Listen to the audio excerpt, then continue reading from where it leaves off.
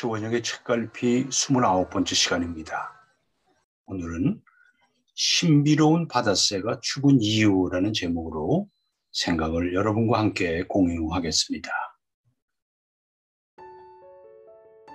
삶의 속성은 시계추의 속성과 같다고 했죠. 우리는 이미 삶의 속성에는 운동성이 있어서 한쪽에서 다른 쪽으로 늘 이동한다는 것을 알고 있고, 또한 양극성도 있어서 기쁨이 있으면 언젠가 슬픔도 있다는 것도 알고 있습니다. 오늘 우리는 시계추의 속성 한 가지를 더 살펴보아야 합니다. 그것은 지향성입니다. 시계추가 한 방향을 향해 올라갈 때는 그 방향에서 영원히 머물고 싶다는 지향성이 있습니다. 그래서 한창 사랑의 기운이 클 때는 그 사랑의 감정이 영원할 것만 같다고 믿습니다. 그러나 미움이 클 때는 그 미움 역시도 영원할 것 같다고 착각합니다. 그러나 사랑의 감정이 영원할 것이라는 생각은 어김없이 불행한 삶을 부릅니다. 사랑은 애정과 미움이 교차하는 것이니까요. 애정도 사랑의 절반이고 미움도 사랑의 절반입니다. 그런데 사람들은 사랑의 절반인 애정만을 나누는 그런 긍정적인 관계만을 사랑이라고 착각합니다. 그래서 그 사람이 미워질 때를 견디지 못합니다. 이것이 갈등과 슬픔이 잉태하는 원인입니다. 최규상 선생이 쓴 긍정력 사전이라는 책에 나온 글을 하나 전해드립니다. 오래된 멋진 벽시계가 있었다. 무거운 추를 달고 움직이는 시계 바늘이 안쓰러웠다. 얼마나 힘들까. 그래서 추를 떼어냈다. 그러자 시계는 더 이상 움직이지 않았다.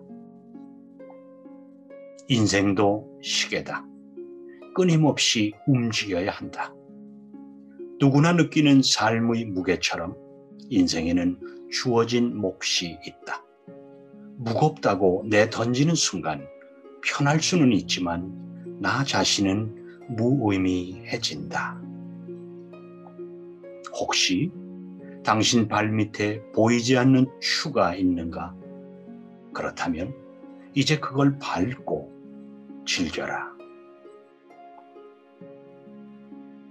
추가 무겁게 느껴지나요? 추가 바로 삶의 무게이기 때문입니다. 우리가 지금 겪고 있는 온갖 걱정거리들이 시계의 추입니다. 그러나 이미 우리가 알고 있듯이 걱정거리가 무겁다고 그 추를 없애버리면 시계는 멈추고 맙니다. 우리의 삶이 멈추는 겁니다. 그래서 저자는 차라리 그걸 밟고 즐기라고 조언을 하고 있습니다. 추가 무겁다고 느끼는 것은 그만큼 삶이 힘들기 때문입니다. 그런데 사실은 추가 무거워서 힘든 게 아닙니다. 그 추가 우리에게 영원히 한 곳에서 매달려 있을 거라고 착각하기 때문에 힘든 겁니다. 시계추가 다시 반대 방향으로 되돌아간다는 것을 잊은 겁니다. 시계추가 한쪽으로 올라갈 때는 계속 올라가려는 지향성이 있습니다.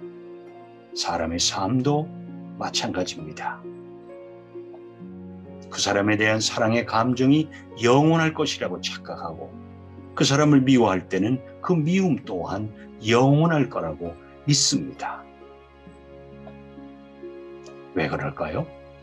시계추의 반대편을 보지 못해서 그렇습니다. 사랑이 두 개의 얼굴을 갖고 있는데도 절반만을 사랑의 전부라고 착각해서 그렇습니다. 그리고 그 판단이 옳다고 믿어버립니다. 그리고 그것이 자신의 기준과 원칙이 되어버립니다. 이때부터는 자신의 기준과 원칙이 절대선이 되어버리고 맙니다.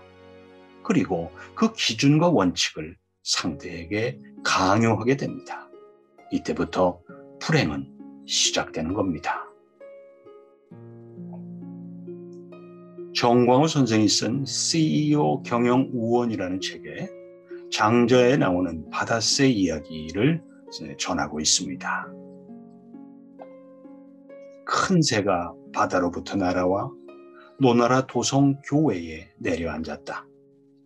왕은 한 번도 본 적 없는 새가 날아들자 기묘한 생각이 들어 친히 그 새를 영접하고 조상에게 제사를 지내는 묘당에 안치했다.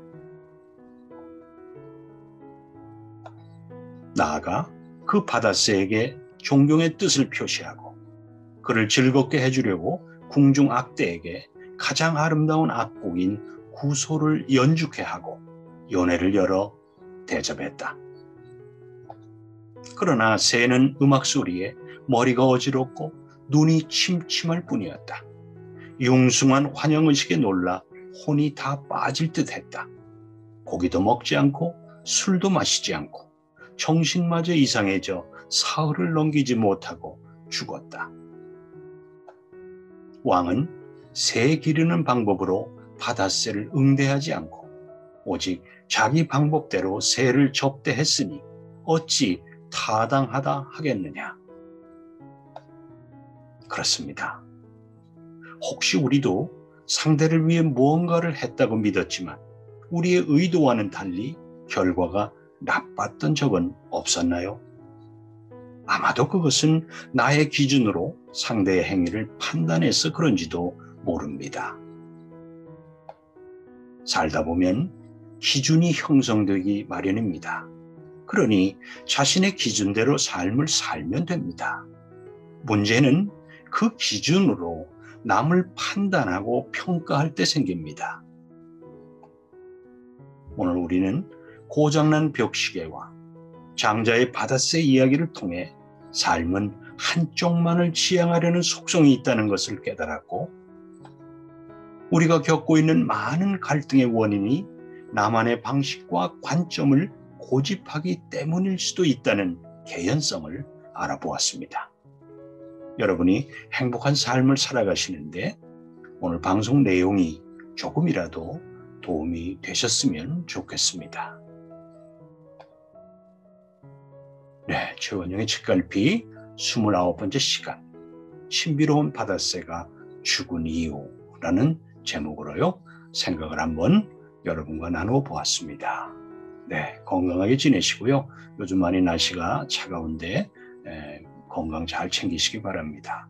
다음 주 월요일 오전 7시에 또 새로운 글을 준비해서 올리겠습니다. 고맙습니다. 모두 건강하십시오.